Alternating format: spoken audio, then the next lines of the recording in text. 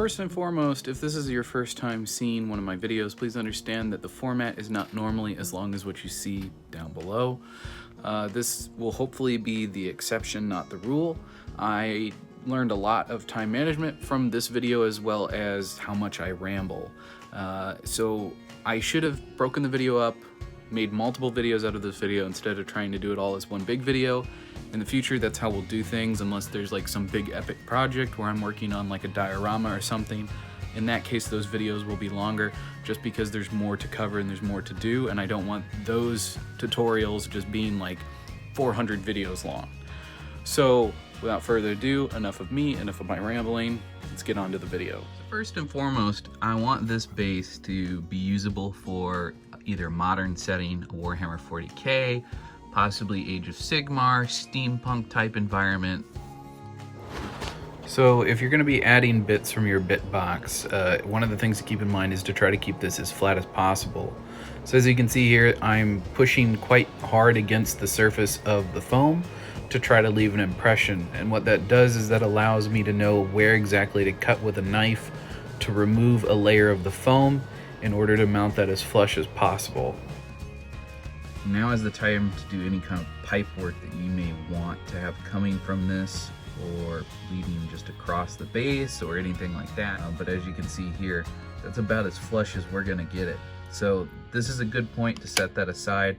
With Nurgle bases, which is something I have always really enjoyed working on, I have taken an extra bit from a bloat drone. As you can see that they were once connected here. I'm going to be putting some stuff on top of this to help hide this, but I'm going to be laying this flat edge, which would normally be mounted vertically. I am going to be taking this flat edge and resting it up against a wall. We're going to make that wall from a piece of foam core, and what I'm going to do is I am going to probably mount it on a slight angle so that we can put some grass and stuff over here and make this look kind of like a Nurgle's Garden-y type thing. What I'm gonna do is I'm gonna peel the paper off of one side so that it can be a very modeled external concrete look, and on the inside I'm gonna leave the paper so that it can be painted to look like the interior section of a wall, maybe in a different color. So real quick before I paint this up so that I can mount it using super glue, I'm just taking a rock from my garden outside. It's a lava rock, something with a nice bit of texture. And we're just going to go ahead and on the side that has had the paper removed, we're just going to go ahead and we're going to mash that in there really good. It's okay if you pretty seriously dent part of this, as when we go to add washes and things later with the concrete effect, this will really help to sell the fact that this is an old worn out concrete.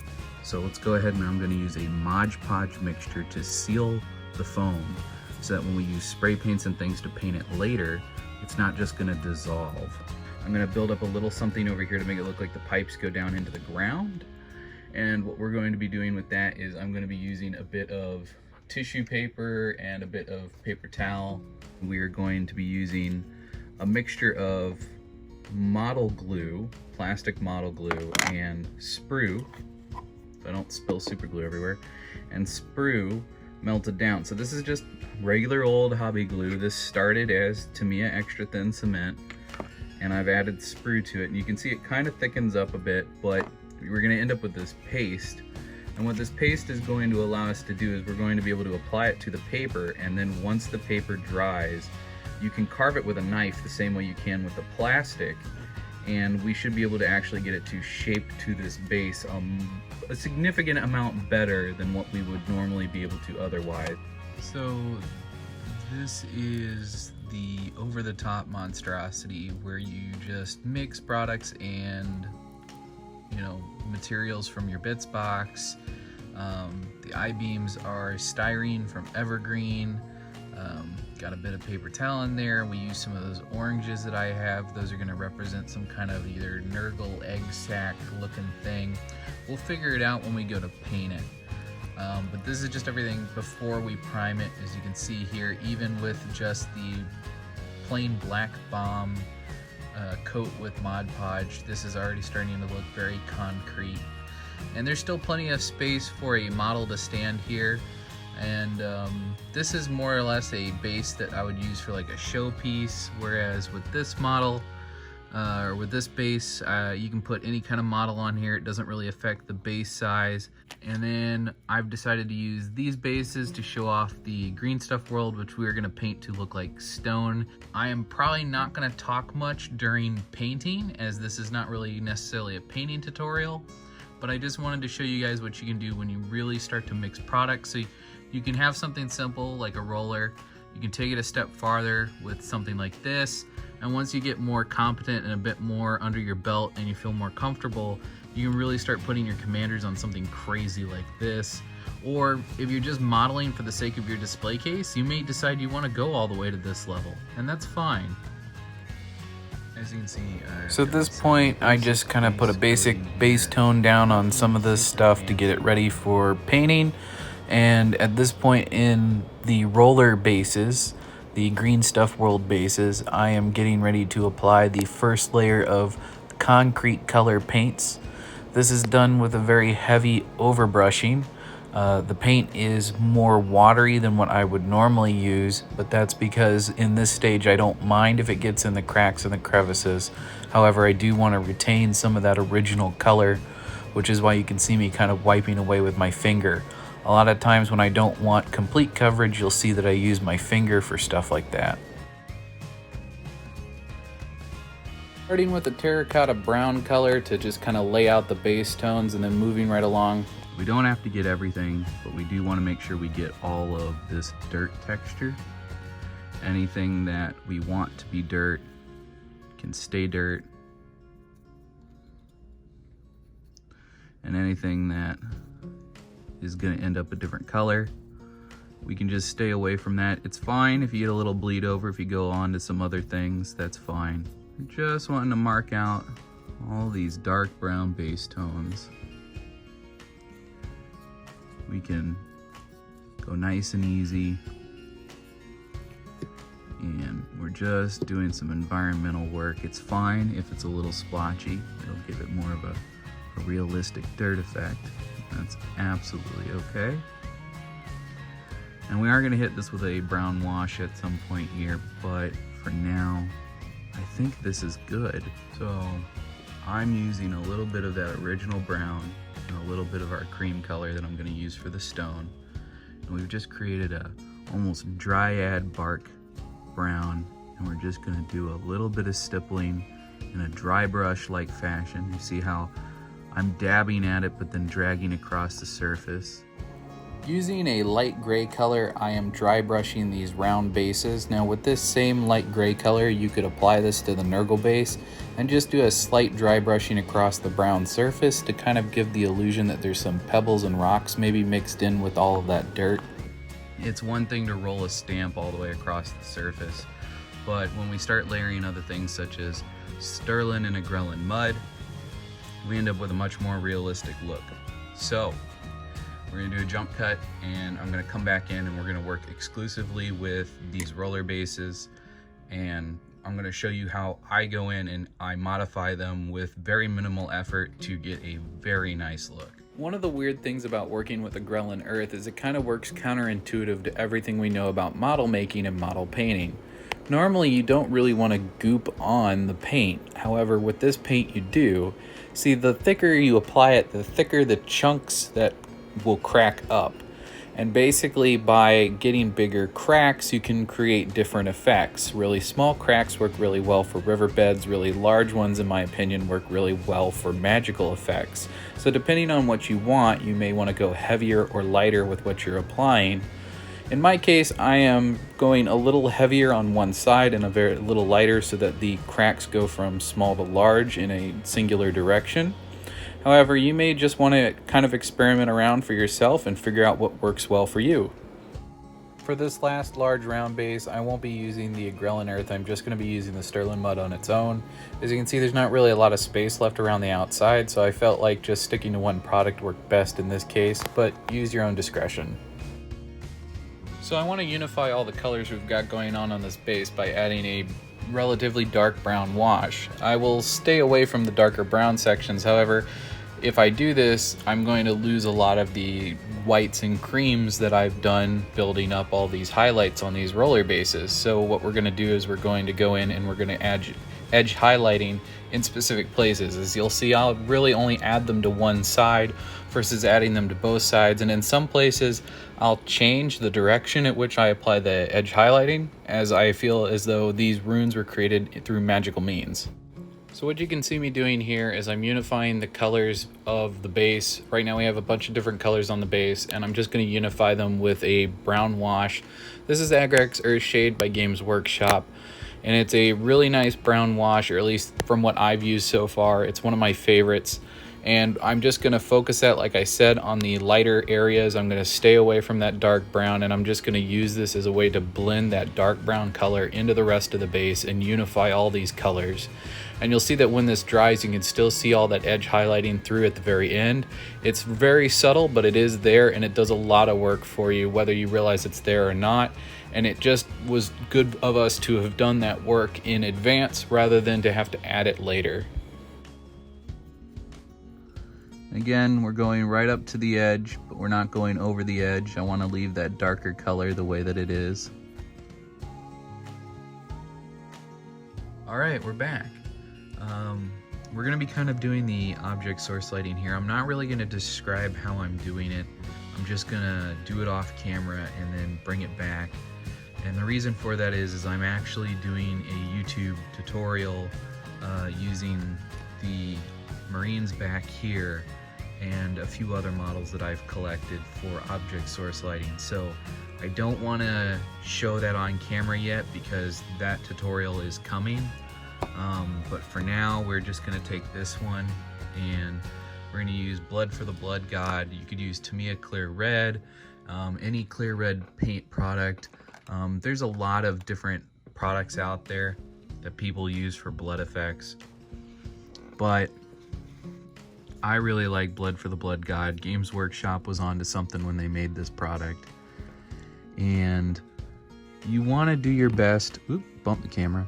You want to do your best to keep your lines clean when doing this. So we are gonna come in between all these lines and just lay this in. Rub off any extra on your finger, and you want to work in these small sections. We just want to go bit by bit. Toward the edges here, you can kind of feather it back out into the dirt color that we've got going on here. But for the most part, as you get toward the center, you want that red to stay really vibrant, and we'll probably even end up doing a second layer of the blood effect toward the middle just to ensure that nice dark crimson, that real fresh blood look. Okay guys, so here we have our two blood bases, and here we have our magma base, and outside adding a little bit of flocking to the dirt texture and maybe a grass tuft or two on like this big one here.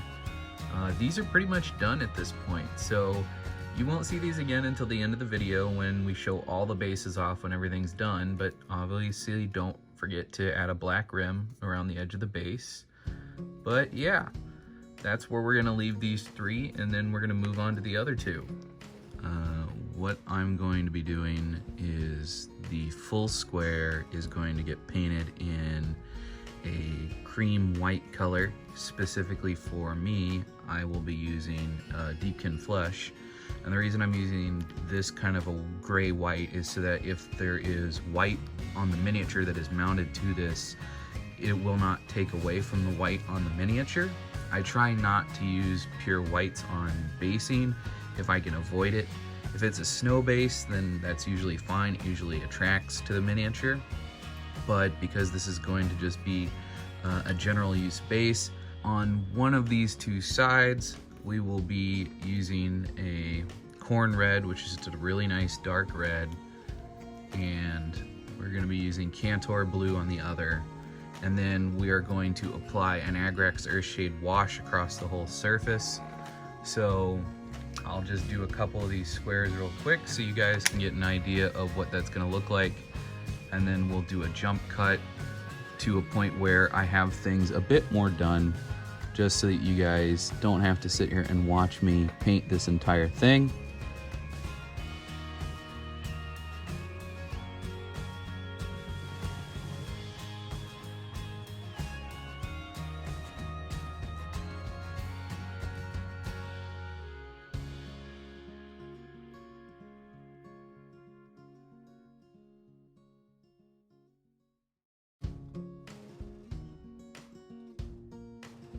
Now we find ourselves in what is arguably a very scary stage.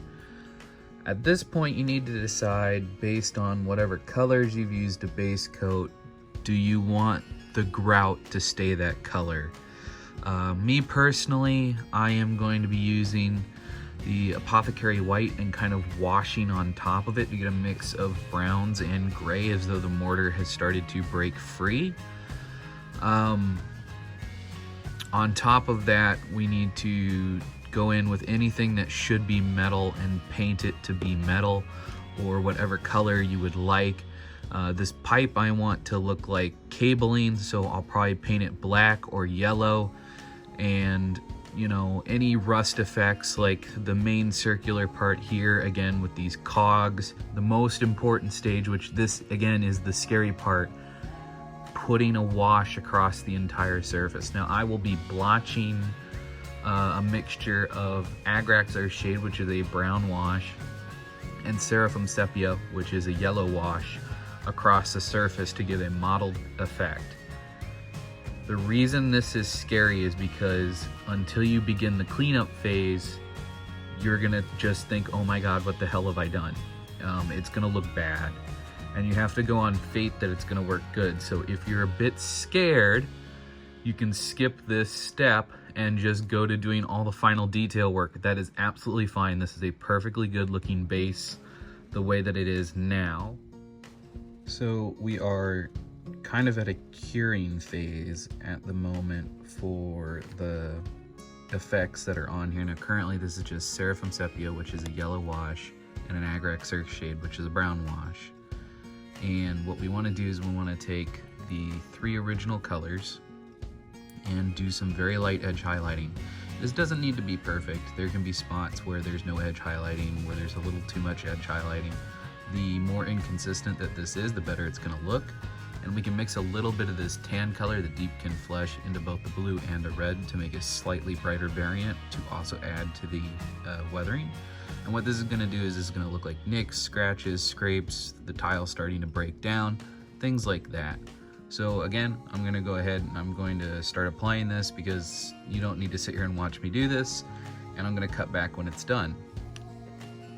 Okay, so there are a few techniques that we're going to be using for this base, some of which I may want to cover in a future video. So rather than dragging this video out any longer than it needs to be, as I'm pretty sure at this point of recording this, this is a pretty long video. I am just going to kind of speed through this. A lot of what we've talked about is stuff we've covered already. The way I'm going to paint the concrete is the way that I do stone, which we're going to do our own video series on stonework soon anyway, so there's no point in me really covering that. I am just going to go through, we're going to paint all this up. You're going to get to see a bit of me doing weathering with this one that will get applied to other ones. But basically, unless I can think of something that I really feel needs to be said, this video is just going to be a high speed of this model getting painted. So you can kind of see my process in real time. But unless I can think of something that needs to be added from this point forward, I'm probably going to mute the video, put some nice music on, and you guys can just kind of watch me paint. I'm sorry if it's going to drift all over the place. I'm still getting used to where the camera actually sees things. But let's just get stuck right into this and get going with it, shall we?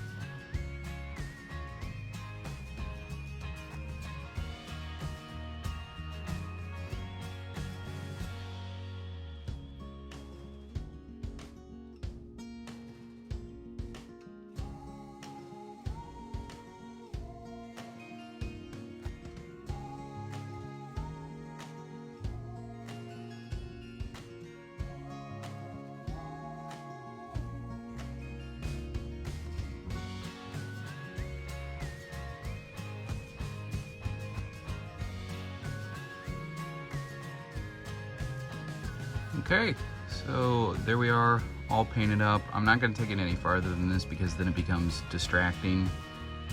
You don't want your base to be distracting. This is already pretty busy as is. There's a lot of stuff on here. I am gonna add a bit of texture with some texture products from Citadel, as well as some other stuff in various places on these other bases. But when we cut back, they'll have any foam flock or grass flock, static grass, that type of stuff on them. They will be in their final stages and you can see them all done. So this is what it will look like when you start layering products and are not afraid to mix and match what you've got. You'll end up with stuff like this.